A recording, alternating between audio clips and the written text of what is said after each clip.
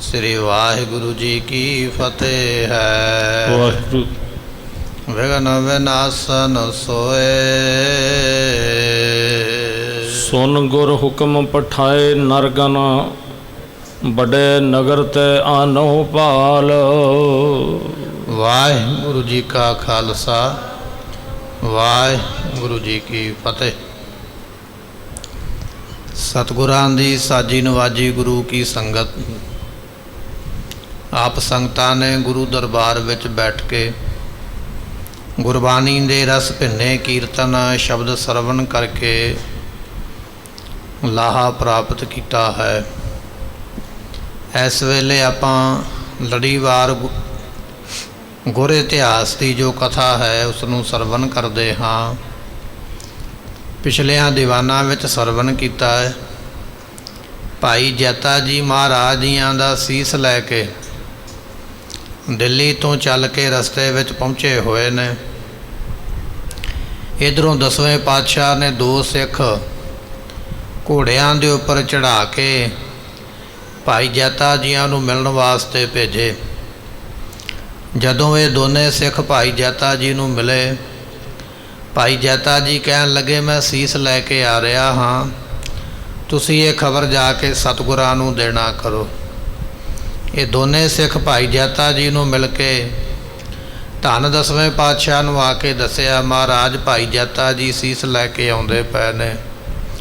ये बचन सुन के धन श्री गुरु गोबिंद सिंह महाराज जी कहन लगे, कहंदे संस्कार की समग्री तैयार करो।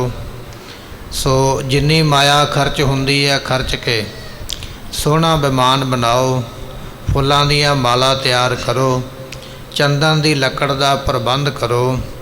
इस तरह सोहने बस्तर पशमीने दे उन्होंने मंगाया जाए, घ्यो इकट्ठा किया जाए। ये सारियां वस्तुआं जड़ियां ने अंतिम संस्कार दे लई ये धन गुरु गोबिंद सिंह महाराज ने मंगाइया ने। ये बचन इतिहास आपां पिछे सरवण कर आए। इतों अगे आपां अज इतिहास सरवण करांगे। आओ अपने मन के ध्यान नूं टकाइए, भावना नाल शरधा नाल सतगुरां दे ये पवित्र बचन सरवण करिए। मिल के आखिए सतनाम श्री वाहिगुरु साहिब जी। सुन गुर हुक्म पठाए नरगन, बड़े नगर ते आनो पाल। सतगुरां ने ये हुक्म सुनाया। जिहड़े मोतबार सन उस वेले गुरु घर दे काम करन वाले सेवक जथेदार सतगुरु कहंदे भाई साडे पिता दे सीस दा संस्कार करना, जाओ जाके लकड़ां दा चंदन दी लकड़ दा प्रबंध करो, सोहने पशमीने दे वस्त्र खरीद के लियाओ, घ्यो नूं खरीदना करो, फुल्लां दीयां माला तैयार करो। ये हुक्म सुन के ये जिहड़े सिख ने चलन लगे। महाराज कहन लगे ये किसी वड्डे शहर विचों तुहानूं ये सारा समान मिलेगा, क्योंकि आनंदपुर साहब हाले वसे नूं कोई बहुता समा नहीं होया। इस करके इत्थे कोई बहुते बाजार जां बहुतियां वड्डियां दुकानां जां हट नहीं। पातशाह कहंदे होर किसी शहर विच जाके जिहड़ा वड्डा शहर होवे उथों भाल के भाई ये संस्कार वालियां वस्तुआं जिहड़ियां ने वो लभ के लियाउणा करो। दोहरा इम तैयारी सतगुर करी सर्व भांत की जोए। इस तरह धन गुरु गोबिंद सिंह महाराज जियां ने ये सारी तैयारी की है। अपने पिता गुरु तेग बहादुर महाराज साहब जियां दे सीस दा संस्कार करन वास्ते सारी तैयारी पातशाह जी ने सिखां कोलों करवाई है। उत ते ले कीरतपुरे पहुँच्यो गुरसिख सोए। इधरों जिहड़ा सिख है ना भाई जैता, ये दिल्लियों सीस लैके आउंदा होया नाभा साहब की धरती का कल आपां इतिहास सरवण कीता सी। दरगाही शाह पीर ने इत्थे सेवा की है। इत्थों चल के रोपड़ दे विचों दी लंघदियां होया भाई जैता जी इस वेले कीरतपुर साहब पहुँच गए। सतगुरां दा सीस कपड़े दे विच लपेट के अपने सिर दे उपर चुकिया होया, सिर दे उपर विराजमान कीता है। धन गुरु तेग बहादुर महाराज जियां दा पवित्र सीस बाबा जैता जी भाई जैता जी जिहड़े ने उन्होंने अपने सीस ते चुकिया होया ਅਤੇ ਕੀਰਤਪੁਰ ਸਾਹਿਬ ਆ ਕੇ ਪਹੁੰਚੇ ਹਨ। ਦੋਹਰਾ ਗੁਜ਼ਰੀ ਜੁਤ ਸ੍ਰੀ ਨਾਨਕੀ ਤਿੰਨ ਢਿਗ ਸਤਿਗੁਰ ਜਾਏ। ਇਧਰੋਂ ਸਤਿਗੁਰੂ ਮਹਾਰਾਜ ਜੀ ਧੰਨ ਗੁਰੂ ਗੋਬਿੰਦ ਸਿੰਘ ਮਹਾਰਾਜ ਜੀਆਂ ਦੀ ਉਮਰ 9 ਸਾਲ ਦੀ ਹੈ। ਇਹ ਆਪਣੀ ਮਾਤਾ ਜੀ ਕੋਲ, ਮਾਤਾ ਗੁਜਰੀ ਜੀਆਂ ਦੇ ਕੋਲ ਗਏ। ਫਿਰ ਮਾਤਾ ਨਾਨਕੀ ਜੀ ਜੋ ਇਹਨਾਂ ਦੇ ਦਾਦੀ ਜੀ ਲੱਗਦੇ ਨੇ ਉਹਨਾਂ ਦੇ ਕੋਲ ਗਏ ਆਪਣੀ ਮਾਤਾ ਨਾਲ ਸਲਾਹ ਕਰਨ ਵਾਸਤੇ, ਆਪਣੀ ਦਾਦੀ ਮਾਂ ਦੇ ਨਾਲ ਸਲਾਹ ਕਰਨ ਵਾਸਤੇ। ਇਹ ਪਾਤਸ਼ਾਹ ਜੀ ਆਪਣੇ ਪਰਿਵਾਰ ਦੇ ਮੈਂਬਰਾਂ ਕੋਲ ਗਏ ਹਨ। ਕਿਤ ਸੰਸਕਾਰ ਹੈ ਗੁਰੂ ਸਿਰ ਬੂਝਿਓ ਜਿਮ ਬਣਿਆ ਏ। ਤੇ ਸਤਿਗੁਰਾਂ ਨੇ ਪੁੱਛਿਆ, ਕਹਿਣ ਲੱਗੇ ਮਾਤਾ ਜੀ ਆਪ ਜੀ ਇਹ ਦੱਸੋ ਵੀ ਮਹਾਰਾਜ ਦੇ ਸੀਸ ਦਾ ਸੰਸਕਾਰ ਕਿੱਥੇ ਕਰਨਾ। ਸੋ ਦਾਦੀ ਮਾਂ ਨੂੰ ਪੁੱਛਿਆ, ਤੁਸੀਂ ਵੱਡੇ ਹੋ ਘਰ ਦੇ ਵਿੱਚ ਅਤੇ ਤੁਹਾਡਾ ਰਿਸ਼ਤਾ ਵੀ ਵੱਡਾ ਹੈ, ਆਪ ਜੀ ਦੱਸੋ। ਮਾਤਾ ਨਾਨਕੀ ਜੀ ਤੁਸੀਂ ਦੱਸੋ ਕਿ ਤੁਹਾਡੇ ਜੋ ਪੁੱਤਰ ਨੇ ਗੁਰੂ ਤੇਗ ਬਹਾਦਰ ਪਾਤਸ਼ਾਹ ਜੀ, ਉਹਨਾਂ ਦਾ ਸੰਸਕਾਰ ਆਪਾਂ ਕਿੱਥੇ ਕਰੀਏ। ਆਪਣੀ ਮਾਂ ਨੂੰ, ਮਾਤਾ ਨੂੰ ਪੁੱਛਿਆ। ਕਹਿਣ ਲੱਗੇ ਮਾਤਾ ਗੁਜਰੀ ਜੀਆਂ ਨੂੰ, ਧੰਨ ਗੁਰੂ ਗੋਬਿੰਦ ਸਿੰਘ ਮਹਾਰਾਜ ਕਹਿੰਦੇ ਮਾਤਾ ਜੀ ਤੁਸੀਂ ਵੀ ਸਲਾਹ ਦਿਓ।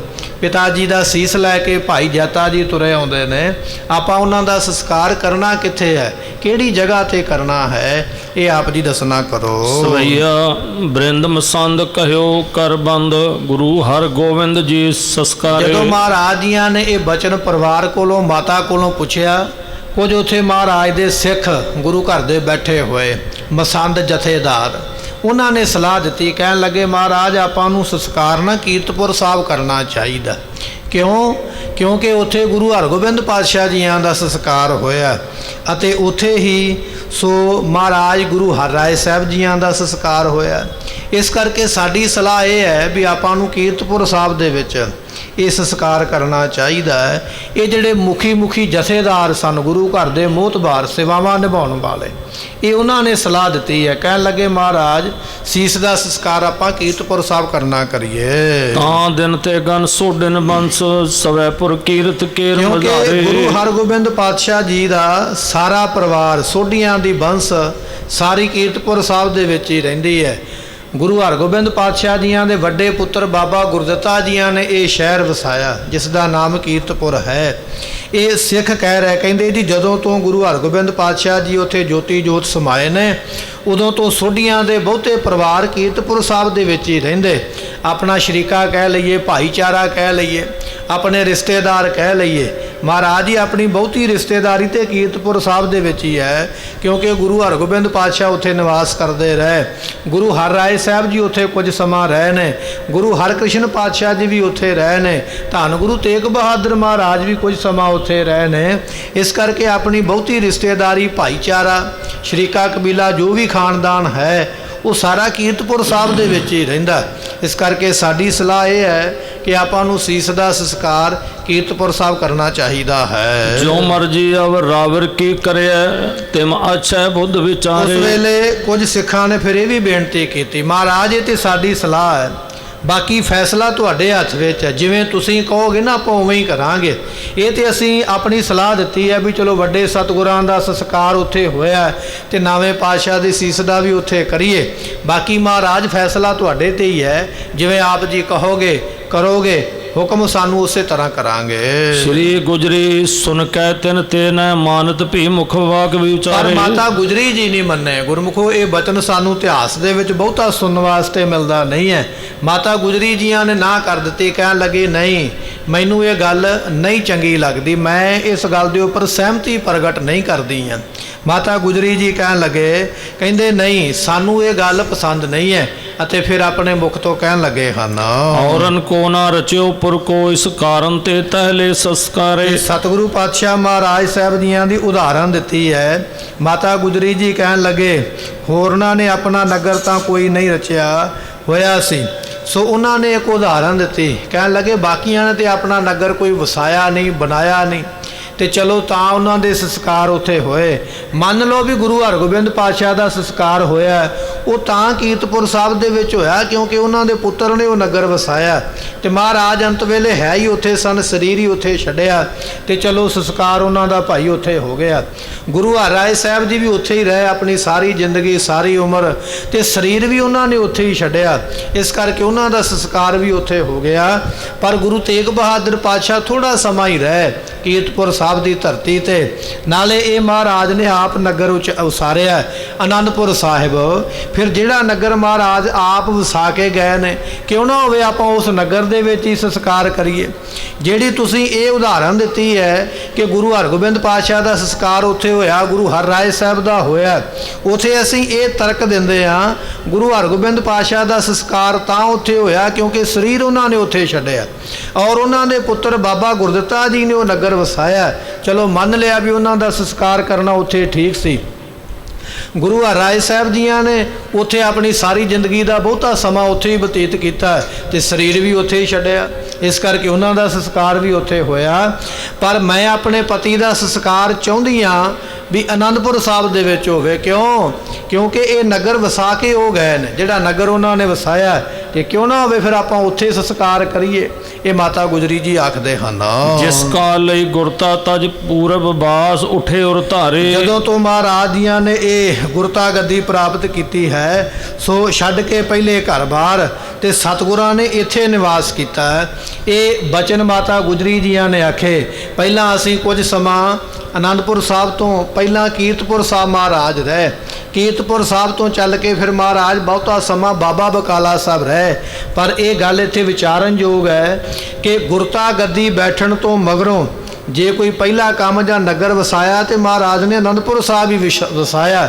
ਗੁਰੂ ਤੇਗ ਬਹਾਦਰ ਮਹਾਰਾਜ ਜੀਆਂ ਨੇ, ਮਾਤਾ ਜੀ ਇਹ ਤਰਕ ਦੇ ਰਹੇ ਨੇ, ਸਲਾਹ ਦੇ ਰਹੇ ਨੇ, ਕਹਿਣ ਲੱਗੇ ਸਤਿਗੁਰੂ ਜਦੋਂ ਗੁਰਤਾ ਗੱਦੀ ਤੇ ਬੈਠੇ, ਬਾਬਾ ਬਕਾਲਾ ਸਾਹਿਬ ਦੀ ਧਰਤੀ ਤੇ ਪ੍ਰਗਟ ਹੋਏ, ਬਾਬੇ ਬਕਾਲੇ ਨੂੰ ਛੱਡ ਕੇ ਮਹਾਰਾਜ ਆਨੰਦਪੁਰ ਸਾਹਿਬ ਆ ਕੇ ਉਹਨਾਂ ਨੇ ਨਿਵਾਸ ਕੀਤਾ। ਇਹ ਨਗਰ ਉਹਨਾਂ ਨੇ ਆਪ ਆਪਣੇ ਹੱਥਾਂ ਨਾਲ ਵਸਾਇਆ ਤੇ ਜਿਹੜਾ ਨਗਰ ਉਹਨਾਂ ਨੇ ਵਸਾਇਆ ਹੈ, ਈਰਖਾ ਧਾਰ ਸ਼ਰੀਕ ਰਹਿ ਇਹ ਠੀਕ ਨਹੀਂ ਪਰ ਹੈ ਵਿਚਾਰੇ। ਤੇ ਮਾਤਾ ਜੀ ਕਹਿਣ ਲੱਗੇ ਸ਼ਰੀਕੇ ਦੇ ਵਿੱਚ ਕਈ ਤਰ੍ਹਾਂ ਦੇ ਝਗੜੇ ਹੋ ਜਾਂਦੇ, ਕਈ ਤਰ੍ਹਾਂ ਦੇ ਕਲੇਸ਼ ਹੋ ਜਾਂਦੇ, ਭਾਵੇਂ ਕਿ ਉਹ ਭਾਈਚਾਰਾ ਕੀਰਤਪੁਰ ਸਾਹਿਬ ਦੇ ਵਿੱਚ ਆਪਣਾ ਹੀ ਰਹਿੰਦਾ, ਪਰ ਕਿਤੇ ਨਾ ਕਿਤੇ ਗੁਰਤਾ ਗੱਦੀ ਨੂੰ ਲੈ ਕੇ ਥੋੜ੍ਹੀ ਬਹੁਤੀ ਰੰਜਿਸ਼ ਜਿਹੜੀ ਹੈ ਉਹ ਆਪਸ ਵਿੱਚ ਜ਼ਰੂਰ ਹੈ।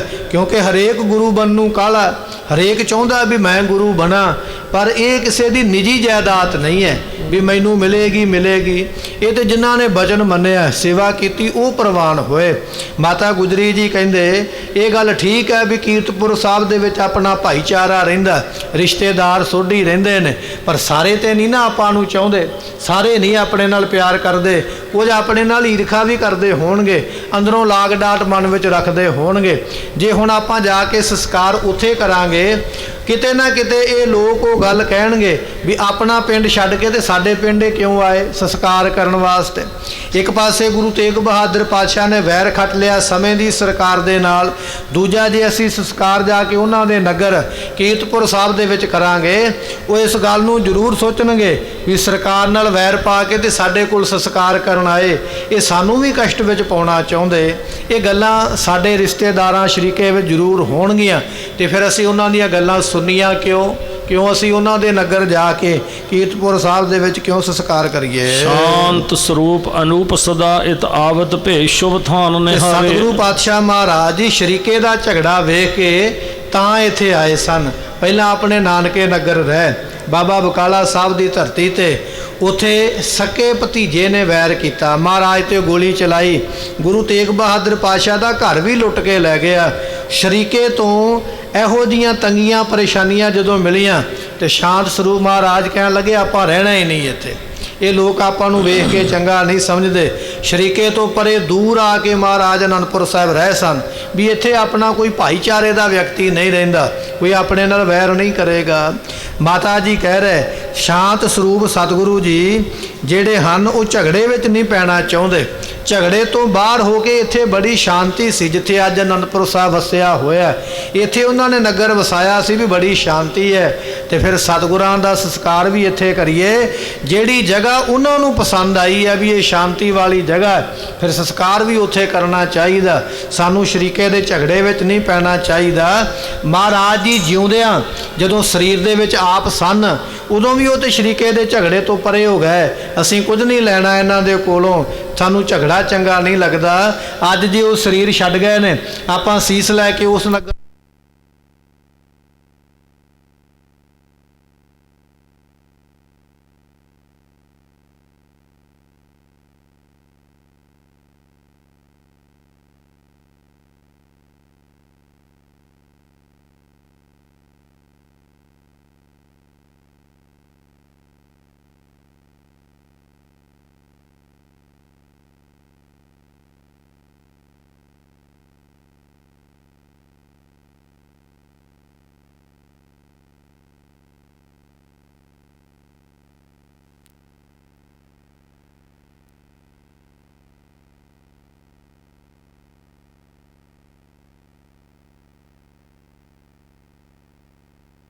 ਮਾਤਾ ਜੀ ਕਹਿੰਦੇ ਹਨ। ਆਨੰਦ ਦਾ ਪਿਕ ਥਾਨ ਮਹਾਨ ਧਰਿਓ ਤਬ ਨਾਮ ਭਇਓ ਤੇ ਬਖਿਆਤੀ। ਮਾਤਾ ਜੀ ਇਹ ਗੱਲ ਕਹਿੰਦੇ, ਇਹ ਆਨੰਦ ਦੇਣ ਵਾਲੀ ਜਗ੍ਹਾ ਵੇਖ ਕੇ ਸਤਿਗੁਰਾਂ ਨੇ ਨਾਮ ਰੱਖਿਆ ਸੀ ਆਨੰਦਪੁਰ।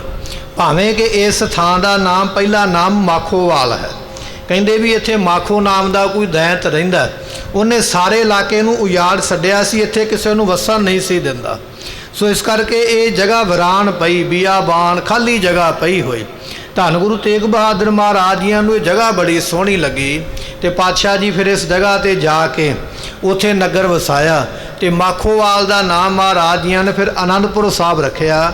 ਇੱਥੇ ਆਨੰਦ ਆਉਂਦਾ ਬੈਠ ਕੇ, ਇੱਥੇ ਰਸ ਆਉਂਦਾ ਹੈ, ਇੱਥੇ ਸਵਾਦ ਆਉਂਦਾ। ਬੜੀ ਰਮਣੀਕ ਜਗ੍ਹਾ, ਬੜੀ ਸੁੰਦਰ ਜਗ੍ਹਾ।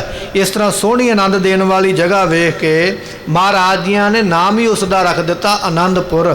ਕਹਿਣ ਲੱਗੇ ਵੀ ਜਦੋਂ ਨਾਂ ਉਹਨਾਂ ਨੇ ਆਪ ਰੱਖਿਆ ਤੇ ਫਿਰ ਆਨੰਦਪੁਰ ਸਾਹਿਬ ਨੂੰ ਨਿਵਾਜਣਾ ਚਾਹੀਦਾ ਹੈ। ਆਨ ਕਰੋ ਸੰਸਕਾਰ ਇਹਾਂ ਬਿਰਦਾ ਤਨ ਮਾਤ ਵੱਡੀ ਤੇ ਬਖਿਆਤੀ। ਦੂਜੀ ਗੱਲ ਇਹ ਹੈ, ਇੱਕ ਤੇ ਸਤਿਗੁਰਾਂ ਦਾ ਨਗਰ ਇਹ ਹੈ, ਆਪਾਂ ਨੂੰ ਸੰਸਕਾਰ ਇੱਥੇ ਕਰਨਾ ਚਾਹੀਦਾ। ਦੂਜੀ ਵੱਡੀ ਗੱਲ ਇਹ ਹੈ ਕਿ ਸਤਿਗੁਰਾਂ ਦੇ ਮਾਤਾ ਨਾਨਕੀ ਜੀ ਇਸ ਵੇਲੇ ਹੋ ਗਏ ਨੇ ਬਜ਼ੁਰਗ, ਇਹਨਾਂ ਦਾ ਹੁਣ ਸਫ਼ਰ ਕਰਨਾ ਠੀਕ ਨਹੀਂ ਹੈ। ਆਪਾਂ ਮਾਤਾ ਜੀ ਨੂੰ ਇੱਥੋਂ ਚੁੱਕਾਂਗੇ ਆਨੰਦਪੁਰ ਸਾਹਿਬ ਤੋਂ, ਪਹਿਲਾਂ ਕੀਰਤਪੁਰ ਸਾਹਿਬ ਲੈ ਕੇ ਜਾਵਾਂਗੇ, ਫਿਰ ਉੱਥੋਂ ਵਾਪਸ ਲੈ ਕੇ ਆਵਾਂਗੇ। ਬਜ਼ੁਰਗ ਬੰਦੇ ਦੇ ਸਰੀਰ ਨੂੰ ਲੈ ਕੇ ਜਾਣਾ ਬੜਾ ਔਖਾ ਹੈ। ਇਸ ਕਰਕੇ ਮਾਤਾ ਜੀ ਬਜ਼ੁਰਗ ਨੇ, ਆਪਾਂ ਨੂੰ ਇਹਨਾਂ ਨੂੰ ਉੱਥੇ ਨਾ ਲੈ ਕੇ ਚੱਲੀਏ, ਸਗੋਂ ਮਹਾਰਾਜ ਦਾ ਸੀਸ ਹੀ ਇੱਥੇ ਮੰਗਾ ਲਈਏ। ਨਾਲੇ ਮਾਤਾ ਨਾਨਕੀ ਜੀ ਵੀ ਆਪਣੇ ਪੁੱਤਰ ਦੇ ਸੀਸ ਦੇ ਦਰਸ਼ਨ ਕਰ ਲੈਣਗੇ, ਨਾਲੇ ਸੰਗਤਾਂ ਵੀ ਇੱਥੇ ਮਿਲ ਲੈਣਗੀਆਂ, ਔਰ ਸੰਸਕਾਰ ਵੀ ਆਪਾਂ ਮਹਾਰਾਜ ਦੇ ਨਗਰ ਵਿੱਚ ਕਰੀਏ, ਨਾ ਕਿ ਸ਼ਰੀਕੇ ਦੇ ਪਿੰਡ ਵਿੱਚ ਜਾ ਕੇ ਨਾ ਕਰੀਏ। ਇਹ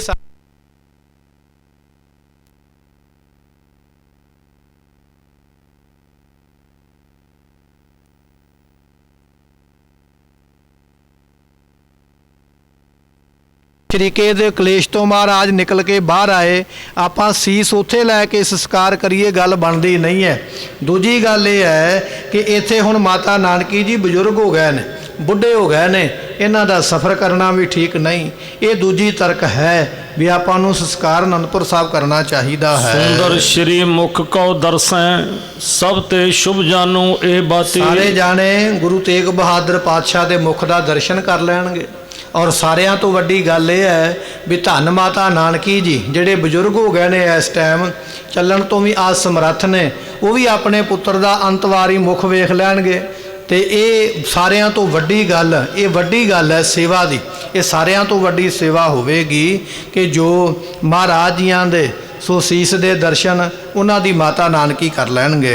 ਯੋਂ ਭਨ ਤੇ ਭਰ ਕੰਠ ਗਇਓ ਬੜ ਪ੍ਰੇਮ ਤੇ ਬਾਗ ਕਇਓ ਨਾ ਜਾਏ। ਇੰਨੀ ਗੱਲ ਕਹਿੰਦਿਆਂ ਮਾਤਾ ਗੁਜਰੀ ਜੀਆਂ ਦਾ ਗਲਾ ਹੀ ਭਰ ਗਿਆ, ਅੱਖਾਂ ਦੇ ਵਿੱਚ ਹੰਝੂ ਆ ਗਏ, ਵੈਰਾਗ ਆ ਗਿਆ। ਇਹਦੇ ਤੋਂ ਅੱਗੇ ਫਿਰ ਮਾਤਾ ਗੁਜਰੀ ਜੀ ਤੋਂ ਬੋਲਿਆ ਨਹੀਂ ਗਿਆ। ਇਹ ਦੋ ਚਾਰ ਗੱਲਾਂ ਉਸ ਵੇਲੇ ਆਪਣੇ ਪੁੱਤਰ ਨੂੰ ਸਮਝਾਈਆਂ। ਉਮਰਾਂ 9 ਸਾਲ ਦੀ ਹੈ ਧੰਨ ਗੁਰੂ ਗੋਬਿੰਦ ਸਿੰਘ ਮਹਾਰਾਜ ਜੀਆਂ ਦੀ, ਤੇ ਮਾਤਾ ਜੀ ਨੇ ਬੜੀ ਸੋਹਣੀ ਚੰਗੀ ਸਲਾਹ ਦਿੱਤੀ ਹੈ। ਕਹਿਣ ਲੱਗੀ, ਪੁੱਤਰ ਆਪਾਂ ਨੂੰ ਆਪਣੇ ਨਗਰ ਹੀ ਸੰਸਕਾਰ ਕਰਨਾ ਚਾਹੀਦਾ, ਸ਼ਰੀਕੇ ਦੇ ਨਗਰ ਵਿੱਚ ਨਹੀਂ ਜਾਣਾ ਚਾਹੀਦਾ। ਉਹ ਕਿਸੇ ਨਾ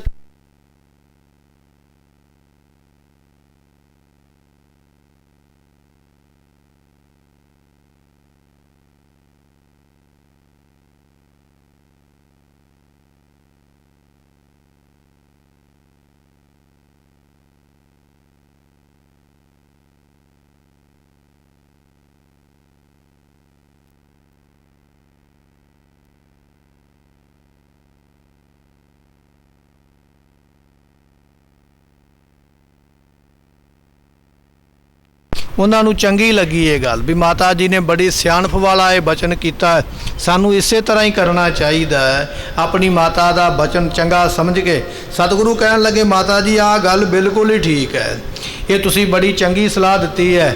ਆਪਾਂ ਨੂੰ ਸੀਸ ਦਾ ਸੰਸਕਾਰ ਆਨੰਦਪੁਰ ਸਾਹਿਬ ਹੀ ਕਰਨਾ ਚਾਹੀਦਾ। ਇਹ ਬਚਨ ਆਪਾਂ ਕਿੰਨੀ ਵਾਰੀ ਸਰਵਣ ਕੀਤਾ ਹੈ ਕਿ ਸਤਿਗੁਰਾਂ ਦੇ ਸੀਸ ਦਾ ਸੰਸਕਾਰ ਆਨੰਦਪੁਰ ਸਾਹਿਬ ਹੋਇਆ, ਪਰ ਕੀਰਤਪੁਰ ਸਾਹਿਬ ਕਿਉਂ ਨਹੀਂ ਹੋਇਆ ਇਹ ਸਾਨੂੰ ਨਹੀਂ ਪਤਾ। ਇਹ ਸਾਨੂੰ ਇਤਿਹਾਸ ਦੇ ਵਿੱਚੋਂ ਅੱਜ ਬਚਨ ਇਹ ਪ੍ਰਾਪਤ ਹੋਇਆ ਹੈ। ਕੀਰਤਪੁਰ ਸਾਹਿਬ ਦੇ ਵਿੱਚ ਸੰਸਕਾਰ ਨਾ ਹੋਣ ਦੇ ਇਹ ਕਾਰਨ ਸਨ। ਮਾਤਾ ਗੁਜਰੀ ਜੀ ਨੇ ਆਖਿਆ ਮੇਰੇ ਪਤੀ ਦੇ ਸੀਸ ਦਾ ਸੰਸਕਾਰ ਆਨੰਦਪੁਰ ਸਾਹਿਬ ਦੇ ਵਿੱਚ ਹੋਵੇ, ਕਿਉਂਕਿ ਇਹ ਨਗਰ ਉਹਨਾਂ ਨੇ ਜ਼ਮੀਨ ਪੈਸੇ ਦੇ ਕੇ ਆਪ ਖਰੀਦਿਆ ਹੈ। ਇਹ ਨਗਰ ਉਹਨਾਂ ਨੇ ਆਪ ਵਸਾਇਆ ਹੈ ਅਤੇ ਇੱਥੇ ਬਿਰਧ ਮਾਤਾ ਉਹਨਾਂ ਦੀ ਦਰਸ਼ਨ ਕਰ ਲਵੇਗੀ ਅਤੇ ਇੱਥੇ ਸ਼ਾਂਤੀ ਹੈ। ਆਪਾਂ ਕਲੇਸ਼ ਦੇ ਵਿੱਚ ਨਹੀਂ ਪੈਣਾ। ਕਲੇਸ਼ ਤੇ ਸ਼ਰੀਕੇਬਾਜ਼ੀ ਤੋਂ ਮਹਾਰਾਜ ਦੂਰ ਹੀ ਰਹੇ ਨੇ ਆਪਣੀ ਸਾਰੀ ਉਮਰ, ਤੇ ਫਿਰ ਉਹਨਾਂ ਦੇ ਸਰੀਰ ਛੱਡ ਜਾਣ ਤੋਂ ਮਗਰੋਂ ਆਪਾਂ ਉਸ ਕਲੇਸ਼ ਵਿੱਚ ਕਿਉਂ ਪੈਣਾ ਹੈ। ਇਸ ਤਰ੍ਹਾਂ ਮਾਤਾ ਗੁਜਰੀ ਜੀਆਂ ਨੇ ਇਹ ਬੜੇ ਸਿਆਣੇ ਬਚਨ ਆਖੇ ਔਰ ਗੁਰੂ ਗੋਬਿੰਦ ਸਿੰਘ ਮਹਾਰਾਜ ਜੀ ਨੂੰ ਬੜੇ ਬਚਨ ਚੰਗੇ ਲੱਗੇ। ਕਹਿਣ ਲੱਗੇ ਮਾਤਾ ਜੀ ਤੁਸੀਂ ਠੀਕ ਕਹਿੰਦੇ ਹੋ। ਤਿਆਰ ਭਏ ਹਿਤ ਲਿਆਵਨ ਕੇ ਪੁਰ ਦੋਨੋਂ ਮਾਤ ਆਵਾਸ ਟਿਕਾਈ। ਸਤਿਗੁਰੂ ਪਾਤਸ਼ਾਹ ਮਹਾਰਾਜ ਜੀ ਆਪ ਚੱਲੇ ਅੱਗੋਂ ਆਪਣੇ ਪਿਤਾ ਦਾ ਸੀਸ ਲੈਣ ਵਾਸਤੇ। ਮਾਤਾ ਗੁਜਰੀ ਜੀ ਨੂੰ ਆਖਿਆ ਮਾਤਾ ਜੀ ਤੁਸੀਂ ਇੱਥੇ ਹੀ ਰਹੋ, ਅਸੀਂ ਲੈ ਕੇ ਆਉਂਦੇ ਹਾਂ ਆਪਣੇ ਪਿਤਾ ਦੇ ਸੀਸ ਨੂੰ। ਮਾਤਾ ਨਾਨਕੀ ਜੀ ਨੂੰ ਆਖਿਆ ਮਾਤਾ ਜੀ ਤੁਸੀਂ ਵੀ ਇੱਥੇ ਹੀ ਰਹੋ, ਬਜ਼ੁਰਗ ਹੋ ਗਏ ਹੋ, ਤੁਹਾਡੇ ਵਾਸਤੇ ਚੱਲਣਾ ਹੁਣ ਠੀਕ ਨਹੀਂ ਹੋਵੇਗਾ। ਦੋਨਾਂ ਮਾਤਾਵਾਂ ਨੂੰ ਮਾਤਾ ਨਾਨਕੀ ਜੀ ਮਾਤਾ ਗੁਜਰੀ ਜੀ ਦੋਨਾਂ ਨੂੰ ਅਨੰਦਪੁਰ ਸਾਹਿਬ ਦੇ ਵਿੱਚ ਟਿਕਾਇਆ। ਪਰ ਆਪ 10ਵੇਂ ਪਾਤਸ਼ਾਹ ਮਹਾਰਾਜ ਜੀ ਆਪਣੇ ਪਿਤਾ ਦਾ ਸੀਸ ਅੱਗੋਂ ਲੈਣ ਵਾਸਤੇ ਅਨੰਦਪੁਰ ਸਾਹਿਬ ਤੋਂ ਚੱਲਣ ਲੱਗੇ ਹਨ। ਔਰ ਸਮਾਜ ਵਿਸਾਲ ਲਿਓ ਸੰਗ ਸੀਸ ਉਠਾਏ ਚਲੇ ਸਮੁਦਾਇ। ਸਤਿਗੁਰੂ ਪਾਤਸ਼ਾਹ ਜੀਆਂ ਨੇ ਹੋਰ ਵੀ ਨਾਲ ਸਾਜੋ ਸਮਾਨ ਪਿਤਾ ਦਾ ਸੀਸ ਆ ਰਿਹਾ, ਉਸ ਨੂੰ ਬੜੇ ਸਤਿਕਾਰ ਦੇ ਨਾਲ ਲੈ ਕੇ ਆਉਣਾ। ਭਾਵੇਂ ਕਿ ਭਾਈ ਜੈਤਾ ਜੀ ਬੜੇ ਸਤਿਕਾਰ ਦੇ ਨਾਲ ਕੱਪੜੇ ਦੇ ਵਿੱਚ ਲਪੇਟ ਕੇ ਲੈ ਕੇ ਆ ਰਹੇ, ਪਰ ਭਾਈ ਜੈਤਾ ਜੀ ਦੇ ਕੋਲ ਕੋਈ ਸਾਧਨ ਤੇ ਨਹੀਂ ਨਾ, ਵਿਚਾਰਾ ਆਪ ਇਕੱਲਾ ਹੀ ਇਸ ਮੁਹਿੰਮ ਵਿੱਚ ਲੱਗਾ ਹੋਇਆ। ਜਿੰਨੀ ਕੁ ਉਹ ਸਤਿਕਾਰ ਨਾਲ ਸੇਵਾ ਕਰ ਸਕਿਆ ਕੀਤੀ ਹੈ, ਪਰ ਮਹਾਰਾਜ ਹੁਣ ਚਾਹੁੰਦੇ ਵੀ ਇੱਥੋਂ ਤੋਂ ਹੁਣ ਅੱਗੋਂ ਅਸੀਂ ਜਾ ਹੀ ਸਕਦੇ ਹਾਂ। ਸਤਿਗੁਰੂ ਪਾਤਸ਼ਾਹ ਜੀਆਂ ਨੇ ਸੋਹਣਾ ਵਿਮਾਨ ਤਿਆਰ ਕਰਵਾ ਕੇ ਕਹਿਣ ਲੱਗੇ ਇਸ ਪਾਲਕੀ ਦੇ ਵਿੱਚ ਬਿਰਾਜਮਾਨ ਕਰਾਂਗੇ ਅਸੀਂ ਆਪਣੇ ਪਿਤਾ ਦੇ ਸੀਸ ਨੂੰ ਤੇ ਲੈ ਕੇ ਆਵਾਂਗੇ। ਨਾਲ ਕੁਝ ਸੰਗਤਾਂ ਲੈ ਲਈਆਂ, ਕੋਈ ਸਿੱਖ ਲੈ ਲਿਆ ਨਾਲ ਸ਼ਬਦ ਪੜ੍ਹਨ ਵਾਲੇ, ਗੁਰਬਾਣੀ ਗਾਉਣ ਵਾਲੇ। ਇਸ ਤਰ੍ਹਾਂ ਪਾਤਸ਼ਾਹ ਜੀ ਆਪ ਅੱਗੋਂ ਉੱਠ ਕੇ ਚੱਲੇ ਹਨ। ਉਂਝ ਲਗਿਓ ਧਨ ਚਾਰ ਵਿਮਾਨ ਉਠਾਏ ਕਰਿਓ ਸਭ ਤੇ ਅਗਵਾਈ। ਇਹ ਸਤਿਗੁਰੂ ਪਾਤਸ਼ਾਹ ਮਹਾਰਾਜ ਜੀਆਂ ਨੇ ਬਹੁਤਾ ਧਨ ਖਰਚ ਕੇ ਬਹੁਤੀ ਮਾਇਆ ਖਰਚ ਕੇ ਬੜਾ ਸੋਹਣਾ ਵਿਮਾਨ ਬਣਾਇਆ ਹੈ, ਜਿਹਦੇ ਉੱਪਰ ਮਹਾਰਾਜ ਦਾ ਸੀਸ ਬਿਰਾਜਮਾਨ ਕਰਕੇ ਆਉਣਾ ਹੈ। ਸੋਹਣਾ ਵਿਮਾਨ ਬਣਾ ਕੇ ਸਤਿਗੁਰੂ ਸਿੱਖਾਂ ਨੂੰ ਕਹਿਣ ਲੱਗੇ ਚੱਕ ਲਓ ਭਾਈ ਇਸ ਵਿਮਾਨ ਨੂੰ ਆਪਣੇ ਮੋਢਿਆਂ ਦੇ ਉੱਪਰ, ਚਲੋ ਆਪਾਂ ਚੱਲੀਏ ਪਿਤਾ ਜੀ ਦਾ ਸੀਸ ਅੱਗੋਂ ਲੈ ਕੇ ਆਈਏ। ਇਸ ਤਰ੍ਹਾਂ ਪਾਤਸ਼ਾਹ ਜੀ ਕਹਿ ਕੇ ਉਸ ਵਿਮਾਨ ਨੂੰ ਨਾਲ ਲੈ ਕੇ ਚੱਲੇ ਹਨ। ਬ੍ਰਿੰਦ ਮਸੰਦ ਮਿਲੇ ਸਿੱਖ ਸੇਵਕ ਸ੍ਰੀ ਗੁਰੂ ਸੰਗ ਭਲੇ ਪਿਛਵਾਈ। ਸਤਿਗੁਰੂ ਪਾਤਸ਼ਾਹ ਜਦੋਂ ਚੱਲਣ ਲੱਗੇ ਮਹਾਰਾਜ ਜੀਆਂ ਦੇ ਨਾਲ ਬਹੁਤੇ ਮਸੰਦ ਜਿਹੜੇ ਵੱਖ-ਵੱਖ ਇਲਾਕਿਆਂ ਦੇ ਜਥੇਦਾਰ ਸਨ, ਇਹ ਧੰਨ ਗੁਰੂ ਰਾਮਦਾਸ ਮਹਾਰਾਜ ਜੀਆਂ ਨੇ ਥਾਪੇ ਸਨ। ਇੱਕ ਮੋਤਬਾਰ ਸਿੱਖ ਨੂੰ ਉਹਦਾ ਇਲਾਕਾ ਦੇ ਦਿੱਤਾ ਜਾਂਦਾ, ਤੂੰ ਫਲਾਣੇ ਇਲਾਕੇ ਦਾ ਸਿੱਖਾ, ਉਥੋਂ ਦੀ ਸੰਗਤ ਦਾ ਸੁਨੇਹਾ ਸਾਡੇ ਕੋਲ ਲੈ ਕੇ ਆਉਣਾ। ਸਾਡੇ ਸੁਨੇਹੇ ਜਿਹੜੇ ਨੇ ਉਹ ਸੰਗਤਾਂ ਤੱਕ ਤੂੰ ਪਹੁੰਚਾਉਣੇ ਨੇ। ਸੰਗਤ ਜਿਹੜੀ ਸਾਨੂੰ ਮਾਇਆ ਦੇਣੀ ਚਾਹਵੇ ਉਹ ਮਾਇਆ ਸੰਗਤ ਦੀ ਇਕੱਠੀ ਕਰਕੇ ਤੂੰ ਲੈ ਕੇ ਸਾਡੇ ਕੋਲ ਆਉਣੀ ਹੈ, ਔਰ ਸਾਡੇ ਇੱਥੋਂ ਜਿਹੜੇ ਹੁਕਮਨਾਮੇ ਸੰਗਤਾਂ ਤੱਕ ਸੰਦੇਸ਼ ਤੂੰ ਪਹੁੰਚਾਉਣੇ ਨੇ। ਇਸ ਤਰ੍ਹਾਂ ਉਹ ਜਿਹੜੇ ਵੱਖ-ਵੱਖ ਇਲਾਕਿਆਂ ਦੇ ਮੋਤਬਾਰ ਸਿੱਖ ਮਹਾਰਾਜ ਨੇ ਥਾਪੇ ਸਨ, ਮਹਾਰਾਜ ਦਾ ਸੱਦਾ ਲੈ ਕੇ ਜਾਣ ਵਾਲੇ, ਧਨ ਲੈ ਕੇ ਆਉਣ ਵਾਲੇ, ਗ੍ਰਾਹੀ ਕਰਨ ਵਾਲੇ, ਉਹਨਾਂ ਨੂੰ ਮਸੰਦ ਕਿਹਾ ਜਾਂਦਾ। ਸਤਿਗੁਰੂ ਪਾਤਸ਼ਾਹ ਜਦੋਂ ਚੱਲਣ ਲੱਗੇ ਬਹੁਤੇ ਮਸੰਦ ਵੀ ਨਾਲ ਚੱਲ ਪਏ। ਚਲੋ ਮਹਾਰਾਜ ਅਸੀਂ ਵੀ ਨਾਲ ਚੱਲਦੇ, ਅਤੇ ਇਸੇ ਤਰ੍ਹਾਂ ਸਿੱਖ ਸੇਵਕ ਵੀ ਨਾਲ, ਸੇਵਾਦਾਰ ਵੀ ਚੱਲ ਪਏ, ਸੰਗਤਾਂ ਵੀ ਚੱਲ ਪਈਆਂ। ਸਤਿਗੁਰੂ ਅੱਗੇ ਅੱਗੇ ਤੁਰੇ ਜਾਂਦੇ, ਧੰਨ ਗੁਰੂ ਗੋਬਿੰਦ ਸਿੰਘ ਮਹਾਰਾਜ ਜੀ ਮਗਰ ਮਗਰ ਇਹ ਸਾਰੇ ਮਸੰਦ ਤੇ ਸਿੱਖ ਇਕੱਠੇ ਹੋ ਕੇ ਚੱਲੇ ਹਨ। ਪਾਠ ਕਰੈ ਗੁਰਬਾਨ ਮਹਾਨ ਕੋ ਲੋਚਨ ਤੇ ਜਲ ਮੋਚਤ ਜਾਏ। ਤੇ ਸਤਿਗੁਰੂ ਪਾਤਸ਼ਾਹ ਜਦੋਂ ਚੱਲਣ ਲੱਗੇ ਸੰਗਤਾਂ ਨੂੰ ਆਖਿਆ ਭਾਈ ਗੁਰਬਾਣੀ ਦਾ ਪਾਠ ਸ਼ੁਰੂ ਕਰੋ।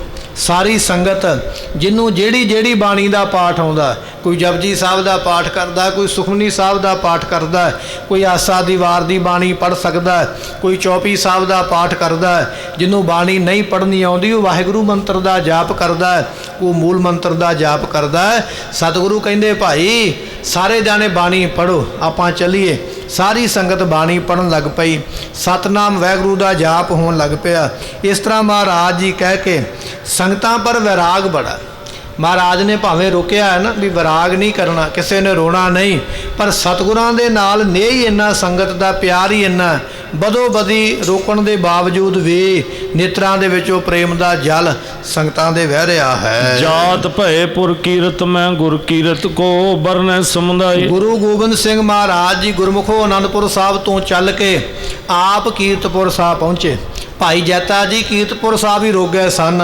ਉਹਨਾਂ ਦੇ ਮਨ ਵਿੱਚ ਵੀ ਇਹੋ ਹੀ ਵਿਚਾਰ ਸੀ ਵੀ ਹੋ ਸਕਦਾ ਹੈ ਗੁਰੂ ਤੇਗ ਬਹਾਦਰ ਮਹਾਰਾਜ ਦੇ ਸੀਸ ਦਾ ਸੰਸਕਾਰ ਕੀਰਤਪੁਰ ਸਾਹਿਬ ਦੇ ਵਿੱਚ ਹੋਵੇ।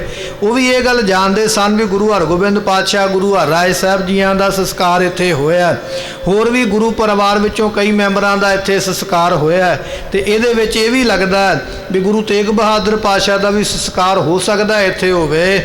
ਇਸ ਕਰਕੇ ਭਾਈ ਜੈਤਾ ਜੀ ਰੁਕ ਗਏ ਸਨ ਕੀਰਤਪੁਰ ਸਾਹਿਬ ਦੇ ਵਿੱਚ। ਹੁਣ ਜਿਵੇਂ ਅੱਗੋਂ ਸੁਨੇਹਾ ਆਵੇਗਾ ਫਿਰ ਮੈਂ ਉਸੇ ਤਰ੍ਹਾਂ ਕਰਾਂਗਾ। ਇਧਰੋਂ ਭਾਈ ਜੈਤਾ ਜੀ ਸੀਸ ਲੈ ਕੇ ਕੀਰਤਪੁਰ ਸਾਹਿਬ ਰੁਕੇ ਹੋਏ, ਇਧਰੋਂ ਧੰਨ ਦਸਵੇਂ ਪਾਤਸ਼ਾਹ ਮਹਾਰਾਜ ਜੀ ਸੰਗਤਾਂ ਨੂੰ ਨਾਲ ਲੈ ਕੇ ਕਹਿਣ ਲੱਗੇ ਕੀਰਤਪੁਰ ਸਾਹਿਬ ਅੱਗੋਂ ਆ ਪਹੁੰਚੇ ਹਨ। ਜਹ ਸੀਸ ਲਿਏ ਗੁਰ ਕੋ ਸਿੱਖ ਥੋ ਪੁਰ ਤੇ ਪਰ ਬਾਹਰ ਜਾਤ ਭਏ। ਸਤਿਗੁਰੂ ਪਾਤਸ਼ਾਹ ਮਹਾਰਾਜ ਜੀ ਜਿਸ ਜਗ੍ਹਾ ਦੇ ਉੱਪਰ ਭਾਈ ਜੈਤਾ ਜੀ ਸੀਸ ਲੈ ਕੇ ਖਲੋਤੇ ਸਨ, ਭਾਈ ਜੈਤਾ ਜੀ ਕੀਰਤਪੁਰ ਸਾਹਿਬ ਦੇ ਵਿੱਚ ਨਹੀਂ ਆਏ, ਕੀਰਤਪੁਰ ਸਾਹਿਬ ਤੋਂ ਬਾਹਰ ਕਿਸੇ ਜਗ੍ਹਾ ਦੇ ਉੱਪਰ ਖਲੋਤੇ ਹੋਏ ਸਨ। ਉਹਨਾਂ ਦੇ ਮਨ ਵਿੱਚ ਇਸ ਗੱਲ ਦਾ ਭੈ ਜ਼ਰੂਰ ਸੀ ਕਿ ਜਦੋਂ ਸਮੇਂ ਦੀ ਸਰਕਾਰ ਨੂੰ ਪਤਾ ਲੱਗੇਗਾ ਮਹਾਰਾਜ ਦਾ ਸੀਸ ਲੱਭਣ ਵਾਸਤੇ ਜਿੱਥੇ ਜਿੱਥੇ ਗੁਰੂ ਪਰਿਵਾਰ ਰਹਿੰਦੇ ਨੇ ਉੱਥੇ ਉੱਥੇ ਨਾਕਾਬੰਦੀ ਜ਼ਰੂਰ ਹੋਵੇਗੀ, ਤਲਾਸ਼ੀ ਦੀ ਮੁਹਿੰਮ ਜ਼ਰੂਰ ਹੋਵੇਗੀ, ਸਤਿਗੁਰਾਂ ਦੇ ਰਿਸ਼ਤੇਦਾਰਾਂ ਤੋਂ ਪੁੱਛ ਪੜਤਾਲ ਵੀ ਹੋ ਸਕਦੀ ਹੈ। ਇਹ ਕੀਰਤਪੁਰ ਸਾਹਿਬ ਵੀ ਨਗਰ ਮਹਾਰਾਜ ਨੇ ਆਪ ਵਸਾਇਆ, ਹੋ ਸਕਦਾ ਇੱਥੇ ਵੀ ਤਲਾਸ਼ੀ ਹੋ ਜਾਵੇ। ਇਸ ਕਰਕੇ ਭਾਈ ਜੈਤਾ ਜੀ ਨਗਰ ਦੇ ਵਿੱਚ ਨਹੀਂ ਗਏ, ਨਗਰ ਤੋਂ ਬਾਹਰ ਕਿਸੇ ਜਗ੍ਹਾ ਤੇ ਖਲੋਤੇ ਹੋਏ। ਧੰਨ ਦਸਵੇਂ ਪਾਤਸ਼ਾਹ ਮਹਾਰਾਜ ਜੀਆਂ ਨੂੰ ਪਤਾ ਲੱਗਾ ਕਿ ਭਾਈ ਜੈਤਾ ਜੀ ਫਲਾਣੀ ਥਾਂ ਤੇ ਖਲੋਤੇ ਨੇ। ਸਤਿਗੁਰੂ ਆਪ ਸੰਗਤਾਂ ਦੇ ਨਾਲ ਉਸ ਜਗ੍ਹਾ ਤੇ ਪਹੁੰਚੇ ਹਨ। ਨਰ ਨਾਰਨ ਸ਼ਰੋਨ ਸੁਨਿਓ ਸਭ ਕਾਰਨ ਦਾਰਨ ਸੰਕਟ ਸ਼ੋਕ ਭਏ। ਸੋ ਕਹਿਣ ਲੱਗੇ ਉਸ ਵੇਲੇ ਬਹੁਤੀਆਂ ਸੰਗਤਾਂ ਜਦੋਂ ਉੱਚੀ ਉੱਚੀ ਬਾਣੀ ਪੜ੍ਹਦੀਆਂ ਪਈਆਂ ਨਾ ਤੇ ਕੁਝ ਲੋਕ ਵੈਰਾਗ ਵੀ ਕਰਦੇ ਪਏ। ਇਹ ਸਾਰੀ ਆਵਾਜ਼ ਜਿਹੜੀ ਹੈ ਭਾਈ ਜੈਤਾ ਜੀ ਦੇ ਕੰਨਾਂ ਵਿੱਚ ਪੈ ਗਈ। ਜਿੱਥੇ ਉਹ ਕਿਤੇ ਬੈਠੇ ਸਨ ਕਿਸੇ ਥਾਂ ਦੇ ਉੱਪਰ ਛੁਪ ਕੇ ਜਦੋਂ ਕੰਨਾਂ ਵਿੱਚ ਆਵਾਜ਼ ਪਈ ਤੇ ਉਹ ਪਹਿਚਾਣ ਗਏ ਵੀ ਇਹ ਤੇ ਗੁਰੂ ਕੀ ਸੰਗਤ ਬਾਣੀ ਪੜ੍ਹਦੀ ਆਉਂਦੀ ਹੈ, ਇਹ ਤੇ ਬਹੁਤੀਆਂ ਸੰਗਤਾਂ ਉੱਚੀ ਉੱਚੀ ਨਾਮ ਜਪਦੀਆਂ ਪਈਆਂ। ਜਦੋਂ ਐਸੇ ਆਵਾਜ਼ ਕੰਨਾਂ ਵਿੱਚ ਪਏ ਤੇ ਕਹਿਣ ਲੱਗੇ ਫਿਰ ਗੁਰ ਕੀਰਤ ਬਰਨੈ ਸਮੁਦਾਇ। ਸਤਿਗੁਰਾਂ ਦੀ ਵਡਿਆਈ ਜਿਹੜੀ ਹੈ ਉਹ ਸਾਰੀਆਂ ਸੰਗਤਾਂ ਕਰਦੀਆਂ ਪਈਆਂ। ਕਹਿਣ ਲੱਗੇ ਦਾਰਨ ਸੰਕਟ ਸ਼ੋਕ ਭਏ ਹੈ। ਬਹੁਤ ਜ਼ਿਆਦਾ ਸੰਗਤਾਂ ਨੂੰ ਸੰਕਟ ਤੇ ਦੁੱਖ ਇਸ ਵੇਲੇ ਹੋਇਆ, ਪਰ ਸੰਗਤਾਂ ਕੁਝ ਵਿਰਾਗ ਵੀ ਕਰਦੀਆਂ, ਕੁਝ ਬਾਣੀ ਪੜ੍ਹਦੀਆਂ ਹਨ। ਹਾਹਾਕਾਰ ਉਚਾਰਤ ਹੋਤ ਦੁਖਾਰਤ ਜਾਏ ਮਿਲੇ ਸਭ ਦੁੱਖ ਲਏ। ਤੇ ਕਹਿਣ ਲੱਗੇ ਸੰਗਤਾਂ ਹਾਹਾਕਾਰ ਦੇ ਸ਼ਬਦ ਕਹਿ ਰਹੀਆਂ, ਹਾਏ ਇਹ ਕੀ ਹੋਇਆ ਹੈ, ਹਾਏ ਇਹ ਕਿਉਂ ਹੋਇਆ ਹੈ। ਕੁਝ ਲੋਕ ਇਸ ਤਰ੍ਹਾਂ ਵੀ ਆਖਦੇ ਨੇ। ਇਸੇ ਤਰ੍ਹਾਂ ਕੁਝ ਦੁਖੀ ਹੋ ਕੇ ਉੱਚੀ ਉੱਚੀ ਬੋਲਦੇ ਨੇ, ਮਹਾਰਾਜ ਨੂੰ ਯਾਦ ਕਰਦੇ। ਇਸ ਤਰ੍ਹਾਂ ਜਾਏ ਮਿਲੇ ਸਭ ਦੁੱਖ ਲਏ। ਸੰਗਤਾਂ ਕਹਿੰਦੀਆਂ ਮਹਾਰਾਜ ਜੀ ਸਾਰੀ ਦੁਨੀਆ ਦਾ ਦੁੱਖ ਤੁਸੀਂ ਆਪਣੇ ਉੱਪਰ ਲੈ ਲਿਆ ਹੈ, ਇਹ ਤੁਸੀਂ ਆਪਣਾ ਸਰੀਰ ਤਾਂ ਹੀ ਛੱਡਿਆ, ਨਹੀਂ ਤੇ ਔਰੰਗਜ਼ੇਬ ਦੀ ਤੁਹਾਡੇ ਨਾਲ ਕਾਹਦੀ ਦੁਸ਼ਮਣੀ ਹੈ। ਪਰ ਤੁਸੀਂ ਕਿਸੇ ਦਾ ਦੁੱਖ ਦੇਖ ਨਹੀਂ ਨਾ ਸਕਦੇ, ਦੂਜਿਆਂ ਦਾ ਦੁੱਖ ਤੁਸੀਂ ਆਪਣੇ ਤੇ ਲੈ ਲਿਆ, ਇਸ ਕਰਕੇ ਤੁਸੀਂ ਇਹ ਤਨ ਤਿਆਗਿਆ ਹੈ। ਤਤਕਾਲ ਵਿਮਾਨ ਕੇ ਵਿੱਚ ਟਿਕਾਏ ਉਠਾਏ ਸਮੂਹ ਨਮੋ ਸੋ ਕਏ। ਇਹਨੇ ਚਿਰ ਨੂੰ ਭਾਈ ਜੈਤਾ ਜੀ ਜਦੋਂ ਉਹਨਾਂ ਨੂੰ ਪਤਾ ਲੱਗਾ ਵੀ ਸੰਗਤ ਇਧਰੋਂ ਆ ਰਹੀ ਹੈ, ਉਹ ਜਿੱਥੇ ਬੈਠੇ ਸਨ ਉੱਥੋਂ ਉੱਠ ਕੇ ਆਪ ਹੀ ਸੰਗਤ ਦੇ ਕੋਲ ਆ ਗਏ। ਜਦੋਂ ਭਾਈ ਜੈਤਾ ਜੀ ਕੋਲ ਆਏ ਤੇ ਕਹਿਣ ਲੱਗੇ ਉਸ ਵੇਲੇ ਸੋ ਸੰਗਤਾਂ ਨੇ ਸੋ ਤਤਕਾਲ ਵਿਮਾਨ ਕੇ ਵਿੱਚ ਟਿਕਾਏ। ਮਹਾਰਾਜ ਜੀਆਂ ਦਾ ਸੀਸ ਆਪ ਸੰਗਤਾਂ ਨੇ ਅੱਗੋਂ ਹੋ ਕੇ ਬੜੀ ਭਾਵਨਾ ਨਾਲ ਨਮਸਕਾਰ ਕਰਕੇ ਜਿਹੜਾ ਵਿਮਾਨ ਤਿਆਰ ਕਰਵਾ ਕੇ ਲੈ ਕੇ ਗਏ ਸਨ ਉਹਦੇ ਵਿੱਚ ਮਹਾਰਾਜ ਜੀਆਂ ਦਾ ਸੀਸ ਟਿਕਾਇਆ ਤੇ ਕਹਿਣ ਲੱਗੇ। ਸਾਰੀ ਸੰਗਤ ਨੇ ਫਿਰ ਮੱਥਾ ਟੇਕਿਆ। ਧੰਨ ਗੁਰੂ ਗੋਬਿੰਦ ਸਿੰਘ ਮਹਾਰਾਜ ਜੀਆਂ ਨੇ ਵੀ ਮੱਥਾ ਟੇਕਿਆ, ਆਪਣੇ ਪਿਤਾ ਦੇ ਸੀਸ ਨੂੰ ਨਮਸਕਾਰ ਕੀਤੀ ਹੈ। ਸਤਿਗੁਰਾਂ ਦੇ ਵੱਲ ਵੇਖ ਕੇ ਜਿੰਨੀਆਂ ਸੰਗਤਾਂ ਸਾਰੀਆਂ ਨੇ ਮੱਥਾ ਟੇਕਿਆ ਅਤੇ ਫਿਰ ਉਹ ਜਿਹੜਾ ਵਿਮਾਨ ਹੈ ਜਿਹਦੇ ਵਿੱਚ ਸਰੀਰ ਸੀਸ ਟਿਕਾਇਆ ਹੋਇਆ ਉਹ ਫਿਰ ਸੰਗਤਾਂ ਸਿੱਖਾਂ ਨੇ ਆਪੋ ਆਪਣੇ ਮੋਢਿਆਂ ਤੇ ਚੁੱਕਿਆ ਹੈ। ਚੌਰ ਟੁਰੈ ਚੌ ਔਰਨ ਤੇ ਬਹੁ ਮੂਲਨ ਕੇ ਗਨ ਪਾਏ ਦੁਸ਼ਾਲੇ। ਸਤਿਗੁਰੂ ਪਾਤਸ਼ਾਹ ਜੀਆਂ ਦਾ ਸੀਸ ਜਦੋਂ ਰੱਖਿਆ ਗਿਆ ਨਾ ਪਾਲਕੀ ਦੇ ਵਿੱਚ, ਉਹਦੇ ਉੱਪਰ ਬੜੇ सोहने महंगे मुल दे थले दिशाले विछाए गए, उपर सीस विराजमान किया गया सत्कार दे नाल। फिर उहदे उपर भी सोहने दिशाले महंगे मुल दे कपड़े जिहड़े ने वो ला के इस तरह महाराज जियां दा सीस विराजमान किया। संगतां ने हत्थ विच उस वेले चौर फड़ लए, महाराज जियां दे पवित्र सीस दे उपर चौर करन वास्ते। चौर ढुरे चौ ओरन ते चार चफेरियों, कोई अगे अगे चौर करदा, कोई पिछों, कोई सैड तो, कोई सज्जियों, कोई खब्बियों। पालकी दे चार चफेरे संगतां इस तरह ये चौर करदियां होइयां जा रहीआं ने, क्योंकि पालकी जिहड़ी है ना वो सतगुरां दे वास्ते सो सफ़र करन वास्ते है। महाराज जदों जांदे सन ते पालकी दे विच बैठ के सफ़र करदे सन। सो अज असीं बहुत लोकां ने गुरु घर दे विच भी पालकियां विराजमान कीतियां, पर असल विच पालकी है एक थां तो दूजी थां ते लैके जाण वाली। गुरु काल दे विच महाराज जियां दे शरीर जिहड़े सन वो पालकी दे विच विराजमान हुंदे। 8वें पातशाह दा इतिहास भी जे पढ़ीए उहदे विच भी बचन आउंदा है भी 8वें पातशाह पालकी दे विच बैठ के चलदे सन अते सिख उस पालकी नूं चुक के तुरदे। जिधर जिधर महाराज दी निगाह पैंदी रोगियां दे रोग महाराज ही कट्टी जांदे। सो इस तरह ये कई उदाहरणा ने भी महाराज जियां दे सीस, महाराज जियां दे स्वरूप जिहड़े सन वो पालकी विच विराजमान होके एक थां तो दूजी थां ते जांदे। ये पालकी एक थां तो दूजी थां ते लैके जाण वाली है, पर इन्हां पालकियां नूं असीं महाराज दे प्रकाश दा स्थान बना दिता। सो प्रकाश ते महाराज उहदे वास्ते पीढ़ा होना चाहिए, पीढ़े ते प्रकाश हुंदा। सो ये बचन बड़े ध्यान विच रखण वाला है। हुण मान लो आपां किसी गड्डी दे विच जाइए, अज पालकियां नहीं अज गड्डियां ने अपने कोल, आपां गड्डी ते सफ़र करके जाइए तो गड्डी दे विच ही रजाई लैके लम्मे पै जाइए, उत्थे ही सौ जाइए, उहदे विच ही बह जाइए, तो वो साडे वास्ते बचन ठीक नहीं हुंदा। सानू आराम करन वास्ते दूजा साधन चाहिए। सो इत्थे महाराज जियां दे वास्ते पालकी बनाई है। पालकी दे विच महाराज दा सीस टकाया, उहदे उपर चौर हुंदा पिया ते संगतां चुक के उस पालकी नूं चल पईयां सतनाम वाहिगुरू दा जाप करदियां होया। ओ शिरकाव गुलाब अजाब ते गूंद विसाल की मालन डाले। ते किसे ने कहन लगे भी उस वेले अगे छिड़का जिहड़ा है ना वो कीता है गुलाब दे जल दा। गुलाब जिहड़ा ना पानी विच पा के उस गुलाब दे जिहड़ा पानी दा छिड़का किया जा रहा है। इसे तरह उहदे विच गूंद पाई है अते कई तरह दे जिहड़े गुंदियां होइयां वड्डियां वड्डियां फुल्लां दियां माला जिहड़ियां ने पाईयां होइयां अते कुछ फुੱਲ भी उस पानी विच पाए होए, गुलाब जल उहदे विच पाया होया है। इस तरह अगे अगे छिड़काओ हो रहा है। पिछे संगतां पालकी लैके नाम जपदियां चलदियां हन। पुंज सुगंधन सिंचत है महकार उठियो इम अग्रह चाले। सतगुरु पातशाह जियां दे अगे सुगंधी ही सुगंधी आ रही है। इन्नी जल दे विच सुगंधियां पाईयां होइयां, जिवें जिवें संगतां अगे जल छिड़कदियां जांदियां उवें उवें सुगंधी आउंदी है अते सतगुरां दा मगर मगर सरूप जांदा पिया। ये गुरु काल दे समय महाराज जियां दा सीस लैके जदों गए इस तरह सुगंधी वाला जल पातशाह जी दे अगे छिड़काया जा रहा है। पिछे पिछे महाराज जियां दा सीस आउंदा है। गावत रागन श्री गुरवाकन बृंद मृदंग रबावन नाले। इसे तरह कहन लगे गुरु के रागी सिंह गुरबाणी दे शब्द पढ़ पढ़ के उच्ची आवाज़ दे विच संगतां नूं सुणाउंदे ने। कहन लगे गावत रागन श्री गुरबाकन, गुरु दे जिहड़े बाक ने, गुरु दे बचन, गुरु के बचन की है गुरु की बाणी। गुरु की बाणी नूं पढ़ के गुरु के रागी सिंह गाउंदे ने। कहन लगे कोई मृदंग बजाउंदा है। मृदंग एक वड्डा सारा साज जिवें ढोलकी हुंदी है ना, ढोलकी दे वर्गा एक मृदंग हुंदा, उन्होंने बजाया जाता है। इस तरह रबाब जो भाई मरदाना जी बजाउंदे एक तंती साज है। सो गुरु काल दे विच इन्हां तंती साजां नाल कीर्तन करके शब्द पढ़ के सुनाउंदे हन। मारू मिले वडहंस को गावत लावत पौड़ी थरंत अगारी। इस तरह मारू राग गाया जा रहा है, वडहंस राग गाया जा रहा है। मारू अते वडहंस दियां पौड़ियां गा गा के ये जिहड़े गुरु के कीर्तनीय ने अगे खलो खलो के शब्द पढ़ते हैं। ले धन को गमनै पुर पंथ विमान के ऊपर कौ पुनडारी। सतगुरु पातशाह जियां दा श्री सीस लैके कहन लगे इस तरह बेअंत संगतां रस्ते दे उपर चल पईयां अते फुੱਲਾਂ दी वर्खा करते हैं। कंचन फूल सो लाज बिखेरै हीरत शोक करें नर नारी। सोहने सोहने फुੱਲ उपर पाए हुए